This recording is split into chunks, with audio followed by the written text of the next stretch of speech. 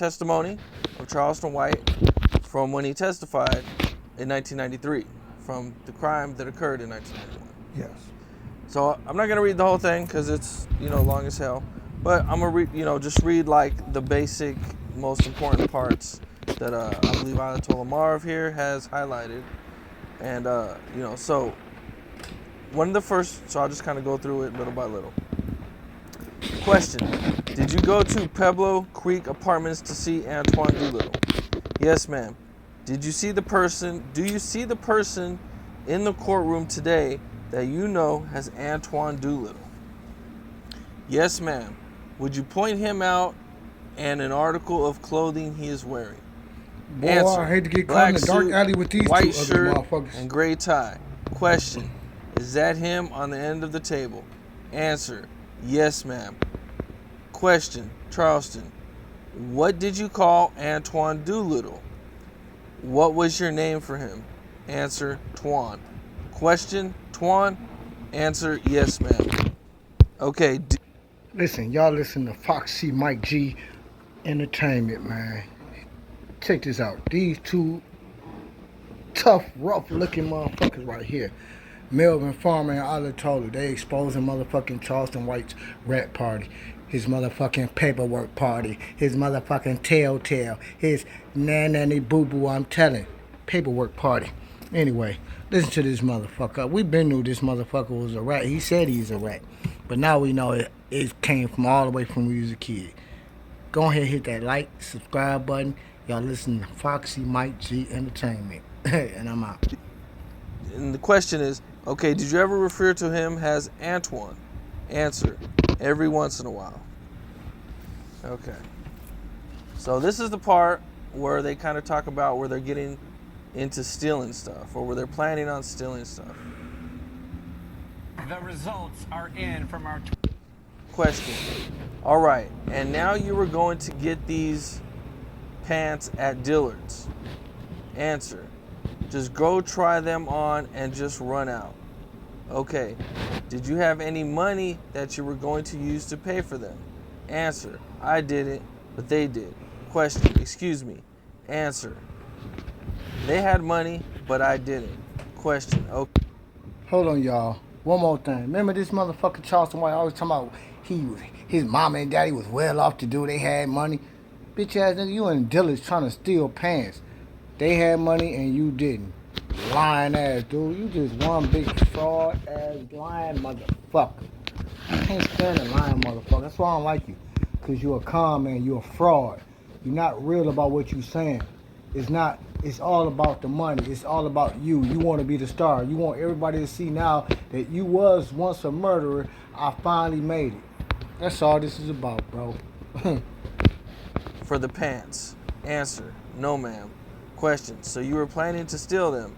Answer: yes, ma'am. Question: and did anybody ever talk about putting them on under their clothes? Answer: yes, ma'am.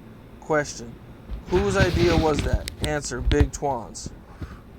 Rat. Question: so after you talk about the clothes and going to Dillard's and going to a mall far away, did you ever start talking about going to any mall that was closer? Answer: yes, ma'am. Okay.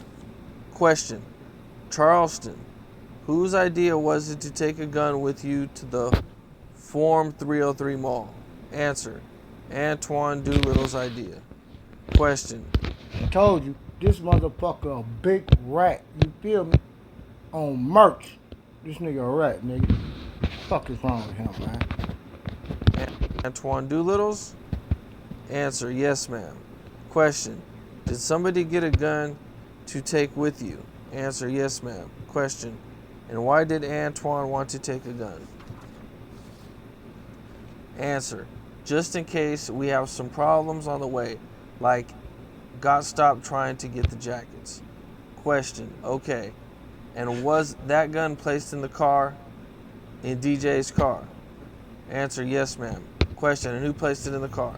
Answer: well, DJ brought it in the car. Question: okay. And where was it put?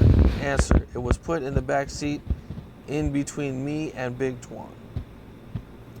So you and question. So you and Big Twan were sitting in the back seat. Answer yes. See the contradictory statements? Well, prior to this conversation earlier, Excuse me, y'all. Excuse me. we had discussed and Mar played a tape to where on Vlad he said he gave the young man the gun. That's not, I mean, he said that he basically instructed everybody and everything, but once again, his testimony is contradictory to what he said in court. In this case, in instant offense, he's saying that somebody else brought the gun, but when he tells the public story, he's the one that took the gun. So there go a contradictory, and this is what we're trying to get at in our search while we're fact finding. Right. In the public story, he makes himself seem like he was much A more superhero involved than what he was. Right. Right. Okay. Okay. So this leads into the actual part where they actually do the crime, which is, you know, kind of what you already described, but I'll go through it just a little bit. So I'm going to start with a question. What happened when you all ran out of the store? Answer. One of the employees ran out behind us. Question. Were you aware that he was behind you at the time? Answer. Yes, ma'am. Question. What were you all doing as you were running? Answer. Just running. Question. Were you saying anything? Answer. No, ma'am. Question. Did you run out the same way you came in or in a different way? Answer. Ran out the same way we came in. Question. Okay. Did he keep on following you? Answer. Yes, ma'am. Question. Where did you go when you ran? Answer. We ran outside the mall, and little Twan, he was just pulling up, and we ran straight to the car. Question. Is this the same vehicle that you talked about earlier? Question. Answer. Yes, ma'am. Question. Where did you go when you saw the car? Answer. I got in the passenger side. Fucking Question. Where did DJ bitch. go? Answer. He got in the front seat of the passenger side. Question. Did you get in the back seat? Answer. Yes, ma'am. Question. Where did Big Twan go?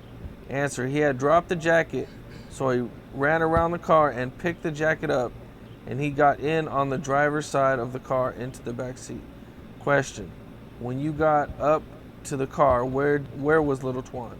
He was in the driver's seat. Okay, question. I'm going to skip a little bit because I don't want to just, I'm not going to sit there and read everything, but question. Did you notice anybody else come up to the car? Answer. Yes, ma'am. Question. Who was that? Answer. Michael Levy. Question. Did you know his name was Michael Levy at that time? Answer. No, ma'am. Had you ever seen him before? No, ma'am. Question. And is Antoine saying anything to him right now? Answer. Yes, ma'am. Question. What is he saying? Answer. He was saying that he didn't know what we had went in the store and done, and started saying, man, what did you all go in there and do? Question. Was that loud enough where the Foot Locker guy could hear? Answer. I'm pretty sure. Question. How was he acting? Answer. As if he didn't know what happened.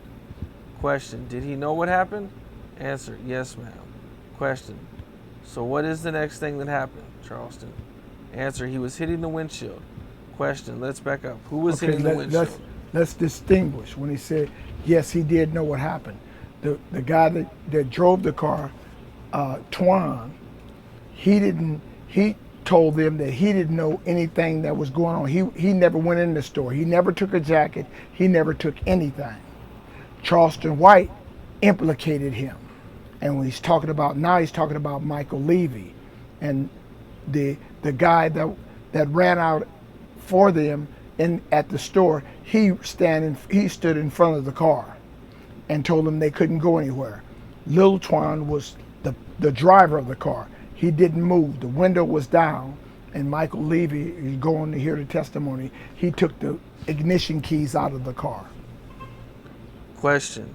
What was your reaction when Mr. Levy started banging on the windshield? Answer. That we were caught. Question. That you were caught? Answer. Uh-huh. Question. Did Mr. Levy say anything? Answer. No, ma'am. Not that I recall. Question. Okay, what is the next thing that happened? Answer. He reached off in the window and turned off the car and took the keys out of the ignition. So at this point, it just says they threw the jackets out. No, he says that Antoine Doolittle gave him the jackets and told him to throw them out. Is that not the testimony? Well, I just was reading right there. It says, we threw the jacket. It's out.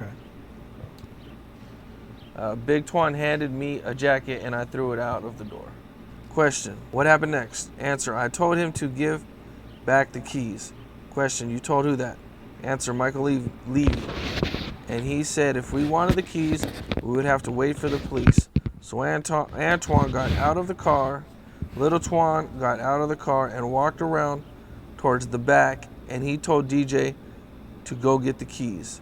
Question, did DJ go get the keys? Answer, yes, ma'am. Question, what did DJ do once he got the keys? Answer, he got in the car and cranked it up.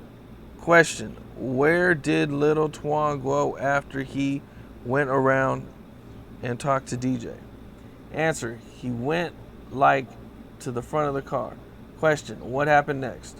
Answer, I was getting ready to get in the car and I seen him point the gun at him and I heard a shot and I looked up and I seen, Michael Levy holding his chest, stumbling back. Question, let's step there for just a second. I am Butch. Okay, it says step, but okay, you're right. Let's stop there for just a second. You said you saw him point the gun. Answer, yes, ma'am. Question, who did you see pointing the gun? Answer, little Twan. Question, where did the gun come from? Answer, I handed him the gun out of the back seat of the car. Question, when did you do that? Answer, as he was hitting the windshield right before he took the keys out of the car. Question, Mr. Levy was sitting on the windshield and before he took the keys, you handed Antoine the gun. Answer, yes, ma'am. Question, why did you hand him the gun? Answer, because he asked for it. What did he say? Why did you hand him the gun? That was the question they asked. And what was his answer? Because he asked for it. Okay. Question, where was the gun before you handed it to him? Answer, it was in the back seat between me and Big Twan, covered up with my shirt. Question, okay, where is Antoine when you see him point the gun?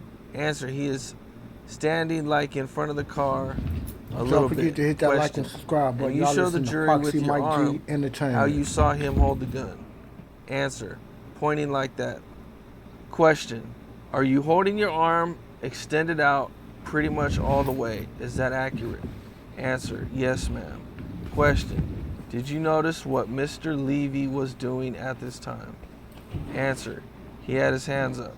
Question, was he staying in the same position or was he moving? Answer, he was walking a little bit. Okay. Basically it just says that Antoine shot him. We don't need to go into the... He didn't tell Antoine to shoot him at all. Right. He did not do that.